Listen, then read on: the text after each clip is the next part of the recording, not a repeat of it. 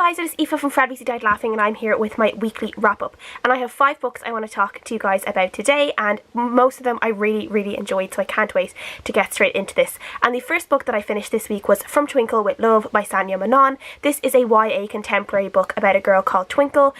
She is Indian American, and she basically has this dream that she wants to be a director, a female film director, and she is kind of telling just like what's going on in her life through a series of letters. So instead of writing a diary or writing a journal, she is writing a series of letters to all her favourite film directors. And so she's kind of just going through all these kind of teenagery dramas and dilemmas and stuff like that, and we are just kind of following her. For the most part, I did really enjoy this book. I really liked Twinkle. I really just kind of liked her. Just kind of like, she had a kind of a no-nonsense attitude to some things she kind of learned how to do. We saw a little bit of character development where she learned how to stand up for herself a little bit more, and that was really nice to see. I really enjoyed her romance with Sahil and just how that kind of progressed, because it was so obvious from like the first page that was going to happen. And they just had a really nice connection, a really great chemistry on the page that I really enjoyed. And one of the things I did say in my written review, and I would also say it for When Dimple Met Rishi, which is Sandhya Menon's debut novel, I really enjoy that her romances in her books, they don't happen near the end, or they don't like come together near the end of the book. They happen kind of midway through or 40% through, and I really enjoy that those kisses and those moments happen so early on, and then things can kind of build up from there. And I just really appreciate that, because it means that you're not just waiting like for like a really drawn out thing. And yeah, so I really like that. There's some like really cliche like moments in this book where like, you know, you're kind of rolling your eyes at what is happening like in the book, but I was rolling my eyes but enjoying it at the same time. I really enjoyed those cliche moments, those like soppy romance movie moments that like, you know, were happening in the book, because sometimes you just have to accept those things, and you just have to like, yeah, maybe they wouldn't happen in real life, but we can have them happen in movies and books just to enjoy that soppiness. And I did enjoy the soppiness in this book. Things I didn't like, I just felt like Twinkle was very naive at times in this book, like so not like even innocent, just naive, and just like she just really wasn't opening her eyes and seeing the bigger picture, because there were some things that were so obvious, and she was just so annoying that she wasn't seeing what was right in front of her for a really long time about things. So that was really frustrating as a reader, from a reader's point of view. And then there was also some moments with her mother where we're just kind of getting a little bit more about her relationship with her parents, which is a little bit strained, isn't as good as she would like them to be. And she has a lot of kind of she's a lot of frustration towards her parents for them working so much. There's not much money in the house. Like, she doesn't even have a mobile phone, which I think is really crazy for like a 16, 17-year-old to not have a mobile phone, even just like a kind of cheap iPhone. Like, I don't know, like I understand there was like very little money there, but it just seemed very strange that like a teenage girl wouldn't have a mobile phone whatsoever, even from a safety like standpoint, from like being around like needing a mobile phone. But there's also moments where her mother, and it's very obvious that her mother suffers from some kind of like depression or mental illness, and I feel like Twinkle is very like, she doesn't even seem to recognise that, and doesn't seem to really recognise that maybe her mum needs like some professional help and should need maybe to talk to a therapist or a counsellor or someone to help her.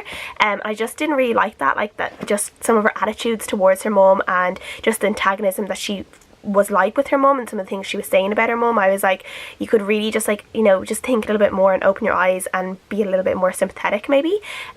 So there was that as well. But overall, I did really enjoy this book. I really liked the romance. I enjoyed I just really enjoyed it for a nice summery YA contemporary, and I gave it a 3.5 out of 5 stars. The next book I finished this week was the audiobook I've been reading for like over a month. It's I Am the Messenger by Markus Zusak, and this is a book I really did not enjoy. This is about this guy called Ed, and he stops this bank robbery from happening, and then from like that day, or that like a couple of days afterwards, he starts receiving all these weird like cards in the post, and he ends up becoming this kind of messenger where he's like sent these addresses, and he just has to kind of figure out what he needs to do with these people to like make their lives a little bit better. And I did like this at first. I really enjoyed the first chapter. It was really funny, and I just really like, I was like laughing along while listening to it, because it was genuinely comedic, and it did make me warm to Ed as a character.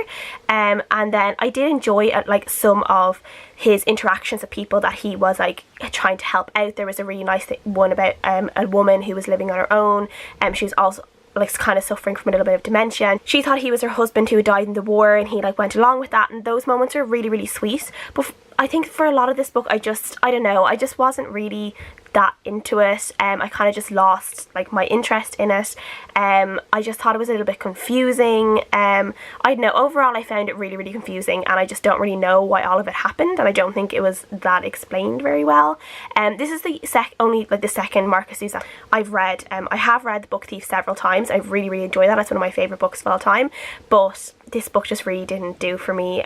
Don't know whether I would have liked it better in written form, who knows. The audio was fine, but I don't know. So I gave it a 2 out of 5 stars. The next book I read was Carnivalesque by Neil Jordan. This is kind of a magical realism book about a boy who goes to this carnival. He goes into the Hall of Mirrors, and then when he's in the Hall of Mirrors, his reflection, he ends up kind of like somehow getting transported into the mirror and becoming his reflection, and then his reflection becomes him and is kind of like a warped version of him, but no one knows it's not him. So that version of him goes home with his parents, and then eventually he like a few hours later he's released from the mirror, but he ends up staying on with the carnival and like creating a life within the carnival. And we are seeing how both of the boys, basically what happens with both of them, the one in the carnival and then the fake one with the family, and it's kind of like there's some dark bits in it, there are some like just whimsical magically bits in it. This was okay, it wasn't great, it was kind of meh for me. Like I just don't think I really like got connected with the story. I think there was a disconnect for me with the story for some reason. I don't know why. This is one maybe I would give a go in audio if I ever found the audiobook for it, because I do think some of the descriptions in it were really, really nice. But for some reason, I don't know whether it was just the muggy heat this week that just made me a bit sleepy when I was reading or something, but there's just something in this that I just did not connect with. So overall it was just a kind of okay kind of book, and I gave it like a very middling 3 out of 5 stars. It was not a bad book by any means. The writing in it was fine. A lot of the writing was actually very lovely in it. Yeah, like it was okay. It was just okay. The next book I read this week was Your Closest Friend by Karen Perry, which I received from Penguin Ireland in exchange for an honest review. And this is a very interesting kind of domestic thriller about a girl called Cara who gets caught up. The very first chapter of this book, Cara is walking from the underground in London, and she basically gets caught up in this terror attack that is basically identical to what happened in Borough Markets.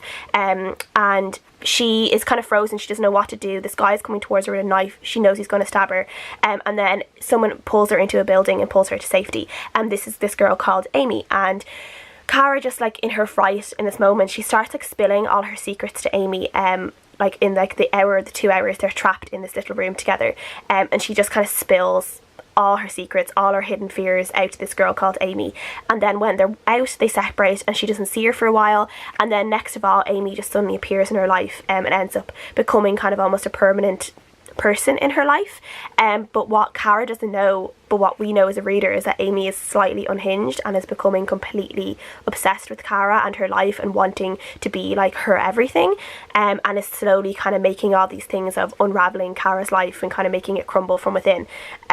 So it kind of goes on like that until everything kind of obviously comes to a head. This was pretty good. I thought the first chapter, the terror attack was happening, was so scary, just really scary, really like hooked me into the book, really kind of made me invested in the story, invested in Cara, invested in Amy and what was going to happen with them.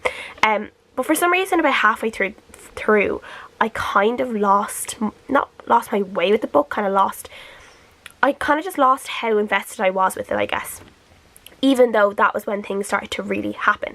I think at that stage, like it's a very long book. It's like 400 pages, so I think maybe it could have just been a little bit shorter. But I did really enjoy it. The opening chapter, as I said, was really good. And yeah, for most of it I did really enjoy, so I gave it a 3 out of 5 stars. And it's definitely not my favourite Karen Perry book. I think Do You Have a Secret is my favourite Karen Perry, but this might be my second favourite that I've read so far. So yeah, I do recommend it for those domestic thriller fans. Yeah. And the next book I read, I just finished a little bit ago while in the garden. That was Leah on the Offbeat by Becky Albertalli. And this is the second book in kind of the Creekwood series, and it follows on with Leah, who we first met in Simon vs. Homo Sapiens Agenda. So don't go into this book if you have not read Simon vs. Homo Sapiens Agenda, because it spoils things for that book. So we are following Leah, who is bisexual, but no one knows she's bisexual except her mom. And we are just following along as she is dealing with feelings for different people and trying to figure out exactly who she's feeling feeling things for her, if they feel things back for her. She's just dealing with high school, and they're graduating soon, they're picking colleges. She's kind of also dealing with the fact that she's going to have to say goodbye to some of her best friends, and yeah, she's dealing with all that kind of stuff. I had been really scared to read this because when I first heard about it, I was really excited because obviously I love Simon vs. Homo Sapiens Agenda. But Leah was not my favourite character. I found Leah really prickly in that book, really like bitchy basically. I just didn't really like her. And then when people started reading this book, I heard just really mixed things about it. People were really, really disappointed about it. I loved it. I really, really liked it, and I didn't think I would. The pairing in this book, when I first heard who it was, I was really unsure as well. I was like, how is that going to work? I did not see, would never have thought of that from reading Simon. I just don't see how this is going to work between these two characters. Is there even any chemistry there? What the hell? So weird. And then I read this book and I totally shipped it. I was totally for it. I loved it. I loved the two of them together. Totally believable for me. Really, really, really liked it. And I do know there were some people had issues with some conversations that happened in this book, and I do understand people's issues with it, but at the same time I think Leah herself is only 17, 18 years old. She still maybe might not be able to word things the right way, and she also can make mistakes, and I think that was just conversation, was just Leah making a mistake, and I know she didn't really acknowledge that, but she's still young in this book, and I think, you know, character Leah, when she's older and more established and more firm in her sexuality, maybe more confident in her sexuality, and having maybe socialised with more people from all sorts of spectrums and sexualities and genders and everything like that, and not just being in this like little high school bubble, she would recognise then that the conversation she had at that point would have been a mistake and would have been wrong. And yeah, so I understand people getting angry about it, but I also think there should be a level of understanding there as well, because not everything everyone says is right all the time. So that was me for that conversation, and I just really liked Leah. Like, this book really warmed me to Leah. I am a Leah person now. Would never have thought I would be a Leah person, but I am a Leah person now. And seeing Simon in this book was just so lovely. He is our just little Simon, Oreo cookie Simon. I just love him so much. He was just so cute in this book, as cute as he was in his book. We see him with his boyfriend, and it's just so cute. It's so cute. I just loved reading them together because they are adorable. So yeah, I really enjoyed this book. I gave it a really strong 4.5 out of 5 stars. Totally recommend people reading it if you're a bit scared to read it like I was. I loved it. It completely surprised me. So that's everything I read this week. Please let me know what you guys think about all the books I read. I will see you guys again next time.